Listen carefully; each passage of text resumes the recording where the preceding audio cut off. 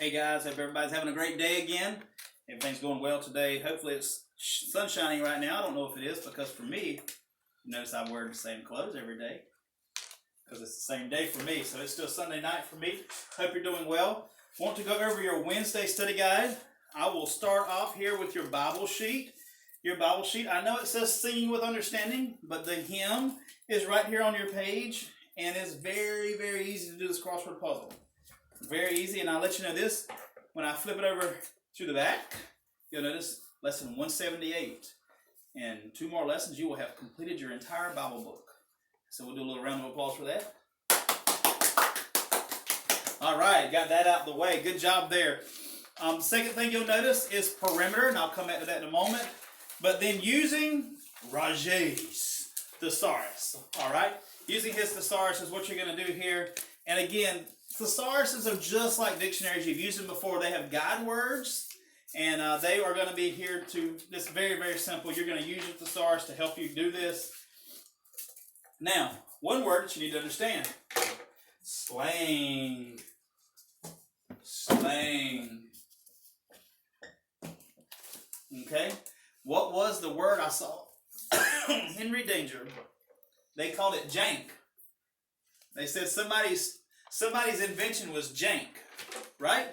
I think what they meant was it was junk, but they were using the slang word jank, which I've never heard before, but I'm going to start using now because I am totally cool like that. So slang is a word that is not supposed to be used in proper writing, okay? We don't use slang words in writing. We don't write and say, man, that junk was totally gnarly. We don't do that, okay? And we can say it's awesome, but we don't use slang words to do that. So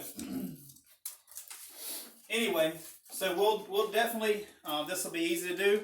The back side is review, synonyms, antonyms, and homonyms. Synonyms are words that mean the same thing.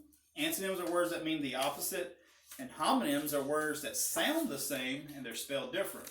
For example, to, T-W-O, and T-O, or T-O-O. Those are homonyms. So you'll be able to go through this pretty simple. And you'll need page 264, which says yesterday's sheet. You'll need your Tuesday's packet to finish up Wednesday's information. But I want to park here on perimeter, okay? Park here on perimeter because last week you started doing perimeter, and I'm going to go through perimeter with you really quickly here before I do this converting measures, okay? Perimeter. Perimeter is the distance around an object, okay? It's distance. Okay, I'm just going to say distance around because we're not talking about an object. We're talking about a figure, okay? A polygon, if you will. We're going to talk about the distance around. So if I have a rectangle, okay, these two sides are 4 centimeters, and the top sides are 6 centimeters, then my perimeter would be side plus side plus side plus side because there are 4 sides on a rectangle. Understand? So then I'd plug in my numbers, 6 plus 4 plus 6 plus 4. And I say 6 plus 4 equals 10, 6 plus 4 equals 10. And so my perimeter will be 20 centimeters. You must put your unit number there, okay? So this is pretty simple. Now, there's another way to do it, okay? Little algebra for you. You can say 2S plus 2S.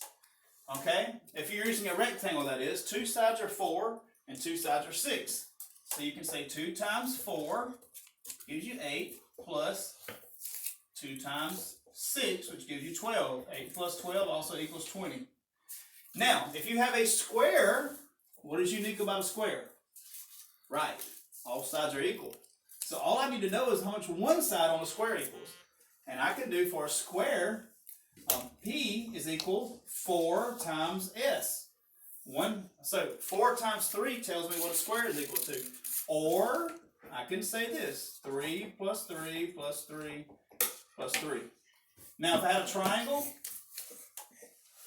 same difference.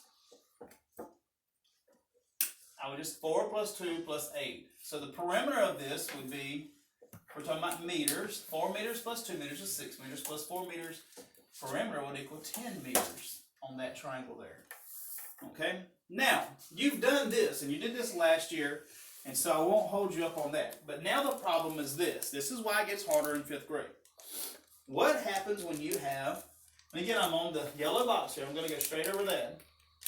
You have a rectangle that is, okay, 5 feet. Okay, if this side is 5 feet, how tall is this side? How long is this side? Right, it must be 5 feet because it's a rectangle. Okay, now you have 3 feet 6 inches.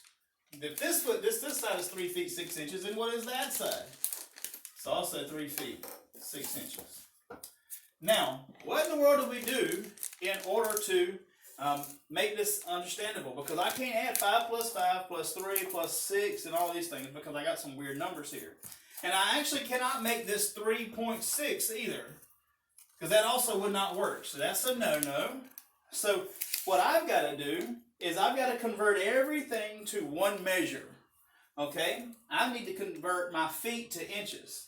Okay? How many inches are in 1 foot? Exactly. 12. Thank you, Justice. I heard that.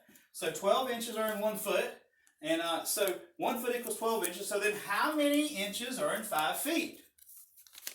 Good job, Carter. So 5 times 12 is equal to 60 inches. Okay? So what we've done is we've converted this one to 60 inches. If this one is 60 inches, how much is this? Ainsley? 60 inches, exactly. So there we got 60 inches. So now we're looking like something. And then finally, 3 foot 6 inches, we've got to convert that into inches. That gets a little bit more complicated. How many inches are in a foot? Jacob, good job. 12 inches are in 1 foot. Okay. 3 feet equals how many inches then, Trenton? 36. 36 inches, but you got to remember these. Plus 6 inches. 36 plus 6 is 42 inches. Okay? So this side is equal to 42. This side is equal to 60. This is equal to 60. If that side is 42, then this side must be 42 as well. All right. A lot of work there. A lot of work to be done. So now here's what we got to do. We got to take 60 plus 60, 120, add it up 2 sides. 42 plus 42 is 84. And then I got to add those together. Right? 84. 120 plus 84 is 204 inches. Cannot leave off your unit. The problem now we got, what is that? Oh my goodness, I got too many inches. So what we're going to do is we're going to take our 204 inches. We're going to put that back into feet. How many inches are in a foot? 12. 12. So I want to find out how many feet this is. 12 goes into 2 0 times. So then I'm going to add my 0. 12 goes into 20 1 time. 1 times 12 is 12. 20 minus 12 is 8. Going to bring down my 4. Okay. How many times will 12 go into 4? 84. All right, so now we got to think about it. So 12 times 5 is 60. 12 times 6 is 72. 12 times 7 is 84. Okay. 7 times 12, 7 times 2 is 14. I'm going to carry the 1. 7 times 7 is 7. Plus 1 is 8. Remainder of 0. So then the answer is 17 feet. The answer would be 17 feet on this particular one. Now, if you had a remainder here, then you would have 17 feet and that many inches. Okay, so if you had a remainder of 3, you would have that. Now, that is the lesson, and I'm hoping that you understand that. The difference is it's not always going to be inches and feet. It might be decimeters and hectometers. Okay? It may be, you've got another one, centimeters and millimeters, yards and feet. This is when you must know your measurements. You must know your measurements, and you need to look those up. Understand how many measurements, how many are in each thing, and so that you can get this right. Okay? But you're going to have to convert the measurements. We've done that before. Once you convert, you got to add all 4 sides of a rectangle, all 3 sides of a triangle, all 4 sides of a square, all 5 sides of a pentagon, all 6 sides of a hexagon. Each side must be added up once you find the value of each side. I hope this helps you. If you have any questions, please, please, please let me know. Otherwise, I hope you have a fantastic Wednesday. Thank you very much, guys.